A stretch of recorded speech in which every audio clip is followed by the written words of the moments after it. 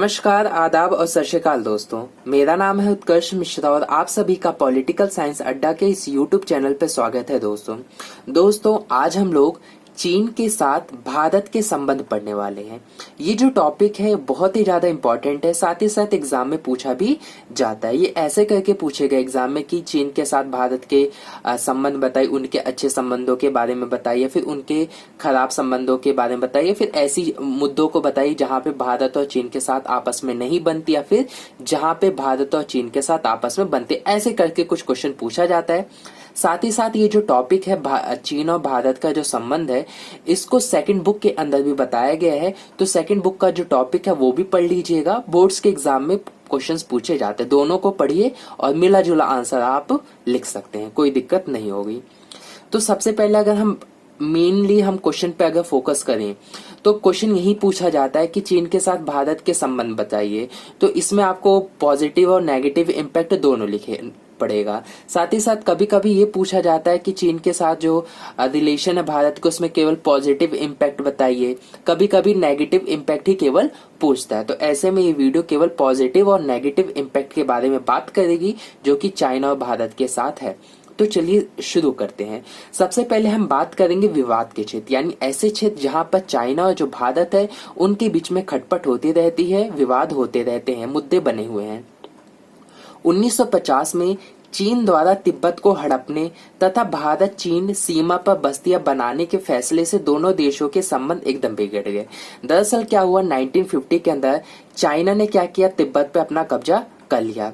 साथ ही साथ उसने जो भारत और चीन के बीच जो सीमा है वहां पर वो बस्तियां बनाने का फैसला कर लिया, जिसकी वजह से जो भारत और चाइना के बीच का जो रिलेशन है वो खराब हो गया। इसके क्या ये तिब्बत का मसला था, इसके आप सेकंड बुक में अच्छे से इसके बारे में पढ़ोगे। यहाँ पे आप ये इतना लिख सकते हो, चीन ने 1962 में लद्दाख और अरुणाचल प्रदेश पर अपने दावों को जबरन स्थापित करने के लिए भारत पर आक्रमण किया। दरअसल क्या हुआ, चीन ने 1962 के अंदर लद्दाख और अरुणाचल प्रदेश के अंदर ऐसा दावा करता है कि कुछ हिस्सा क्या है वो चाइना के अंडर में आता है, लेकिन भारत ये दावा करता है कि आपका वो हिस्सा नहीं, ये हिस्सा भारत का ही है। तो इसी के बीच में इन लोगों के बीच में डिस्प्यूट हुआ और एक बार 1962 के अंदर लड़ाई भी हो गई। इसको भी आप जो सेकंड बुक के बारे में अच्छे से एक्सप्लेन किया गया है। चीन द्वारा पाकिस्तान को मदद देना, दरअसल क्या करता है चीन है वो पाकिस्तान को मदद देता है। आप लोगों को पता ही है कि पाकिस्तान कहीं ना कहीं जो पाकिस्तान की गवर्नमेंट है वहां पे मिलिट्री का ज्यादा इन्फ्लुएंस है और जो मिलिट्री है वो तालिबान से जुड़ी हुई है। तो इस वजह से कहीं ना कहीं ऐसा कह सकते हैं कि चाइना एक तरीके से पाकिस्तान के अंदर आतंकवादी गतिविधियों को हवा देता है अपने फायदे के लिए, ताकि भारत को परेशान होते रहे।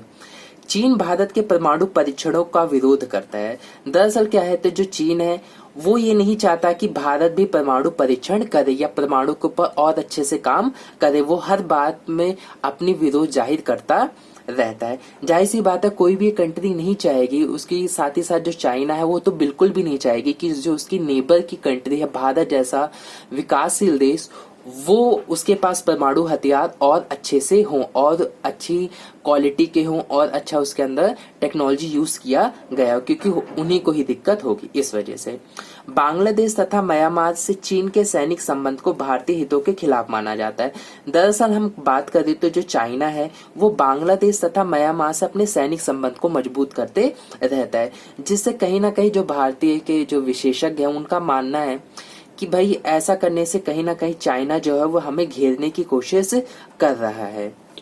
अगर हम आगे बात करें तो आगे हमें पता चलेगा कि संयुक्त राष्ट्र संघ ने आतंकी संगठन जो कि है जैश ए मोहम्मद पर प्रतिबंध लगाने वाले प्रस्ताव का पेश किया कि संयुक्त राष्ट्र संघ ने भाई जैश ए जो मोहम्मद है ये एक संगठन है, इस पे प्रतिबंध लगाने के लिए प्रस्ताव पेश किया कि भाई आप लोगों की क्या राय है, इस पे आप व्यक्त कीजिए।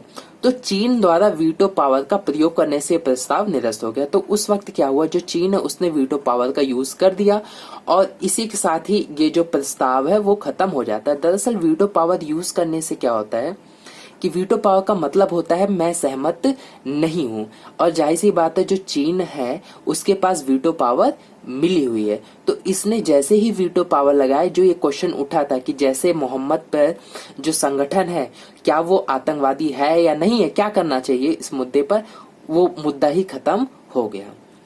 चीन की महत्वाकांक्षी योजना वंस बेल्ट वन रोड, जो कि पीओके से होती हुई गुजरेगी, उसे भारत को घेरने की रणनीति के तौर पर लिया जाता है। दरअसल क्या होता है, चीन है वो पीओके यानी पाकिस्तान ऑक्यूपाइड जो कश्मीर है वहां से एक रोड बनाने की कोशिश कर रहा है। ऐसा रोड वो बना रहा है, और जो भारत के जो एक तरह विशेषज्ञ हैं उनको लगता है कि ऐसा करने से जो चाइना है वो हमें घेरने की कोशिश कर रहा है। मान लो कभी हमला हो तो वो पीओके के साइड से भी हम पे हमला चाइना कर सकता है, ऐसा उसका प्लान है। ऐसा, और इंडिया के जो विशेषज्ञ वो भी ऐसा सोचते हैं। अब बात करते, देखिए कोई भी देश हो उनके बीच में डिस्प्यूट तो होता ही होता है, लेकिन कहीं ना कहीं सहयोग के भी कई सारे क्षेत्र होते हैं। तो चाइना के साथ भी हमारे सहयोग के क्षेत्र हैं। वो है 1970 के दशक में चीनी नेतृत्व बदलने से, यानी जो चीन के नेता है, जो लीडरशिप चेंज हुई, अब वैचारिक मुद्दों की जगह व्यवहारिक मुद्दे प्रमुख होते हैं। अब वैचारिक मुद्दे नहीं रहे कि आप किस आइडियोलॉजी को फॉलो करते हैं, हमारी इंडिया जो है वो किस आइडियोलॉजी को फॉलो करती है, ये मुद्दा नहीं है उतना। अब मुद्दा यह है कि आपको क्या नीड है और हमें क्या नीड है, आपको ट्रेड चाहिए, आपको पैसे चाहिए, इस तरीके के मुद्दों को यहाँ पर मेन किए जा रहे हैं। 1988 में प्रधानमंत्री जो राजीव गांधी ने चीन की यात्रा की, जिसके बाद से सीमा विवाद पर यथा स्थिति बनाए रखने की पहल की गई। 98 में क्या हुआ, जो हमारे प्रधानमंत्री थे राजीव गांधी जी, ये गए और इन्होंने क्या किया, ये दौरा किया, जिससे ये हो गया भाई दोनों के बीच में सेटलमेंट किया गया कि चलो भाई जो जहां है अभी वहीं रहो, ना आप आगे बढ़ो ना हम आगे बढ़ते हैं, ताकि मुद्दा वहीं का वहीं बना रहे। अगर हम आगे बात करें तो इनके बीच में सहयोग का क्षेत्र ये भी है कि दोनों देश यानी भारत और चाइना ने सांस्कृतिक आदान प्रदान, यानी दोनों का कल्चर आपस में, चाहे चाइना का इंडिया है, इंडिया का चाइना जाए, विज्ञान और तकनीकी के क्षेत्र में परस्पर सहयोग और व्यापार के लिए सीमा पर 4 पोस्ट खोलने हेतु समझौते किए गए। यानी इन्होंने 4 पोस्ट खोले हैं जिसकी मदद से हमारे देश का कल्चर वहां जा सके, वहां देश का कल्चर यहाँ, टेक्नोलॉजी, अच्छी टेक्नोलॉजी, अच्छे जो साइंटिस्ट हैं, या फिर कह लीजिए ऐसा भी कह सकते हैं कि जो नई नई टेक्नोलॉजी आ रही है, जो नए नए खोज हो रहे हैं, वो आदान प्रदान हो सके, व्यापार भी अच्छे से हो सके। इस वजह से 4 पोस्ट खोले गए, जो कि एक अच्छा इम्पैक्ट पड़ रहा है इसका। 1919 में क्या हुआ, द्विपक्षीय व्यापार 30% सालाना की दर से बढ़ रहा है। द्विपक्षीय व्यापार का मतलब होता है कि दोनों देशों के अंदर जो व्यापार है वो 30% की स्पीड से बढ़ रहा है, जो कि एक बहुत ही अच्छी बात है, क्योंकि हम लोगों को पता ही है कि जितना ज्यादा देशों के अंदर आपस में व्यापार होगा, वो लोग अपने जो मुद्दे हैं, जो फालतू के मुद्दे उस पर उतना इग्नोर कर देंगे, और वो उनका ध्यान रहेगा कि भाई ज्यादा से ज्यादा व्यापार हो, ट्रेड हो, जिसकी मदद से उनका देश विकसित हो सके। क्योंकि ये सब मुद्दे जो फालतू के मुद्दे होते हैं, सीमा विवाद होते हैं, देश को बढ़ने नहीं देते, इनसे देश का विकास नहीं होता। मेनली विकास होता है ट्रेड करके, टेक्नोलॉजी से, साइंस से, इन सारी चीजों से होता है। विदेशों में ऊर्जा सौदा हासिल करने के मामलों में भी दोनों देशों ने सहयोग द्वारा हल निकालने पर राजी हुए हैं। दरअसल हम जो ऊर्जा क्योंकि एक बहुत बड़ा सोर्स है, ऊर्जा की नीड है किसी को, तो ऐसे में जो चाइना है और भारत दोनों आपस में मिल रहे हैं और कोशिश कर रहे हैं, दूसरे देशों से बात करने की कोशिश कर रहे हैं कि ऐसा कुछ हो जाए ताकि भाई दोनों देशों का काम अच्छे से हो जाए। वो उनको जो इलेक्ट्रिसिटी है, जो भी ऊर्जा के संसाधन मिल रहे हैं, वो उनको चीप रेट पे मिल जाए, सस्ते रेट पर मिल जाए। इस तरीके से दोनों वर्क कर रहे हैं। ये कुछ क्षेत्र थे जहाँ पे चीन के साथ हमें सहयोग और डिस्प्यूट देखने को मिलते हैं, विवादित क्षेत्र भी हमें देखने को मिलते हैं। साथ ही साथ वीडियो आपको अच्छी लगी है तो please like, comment and share.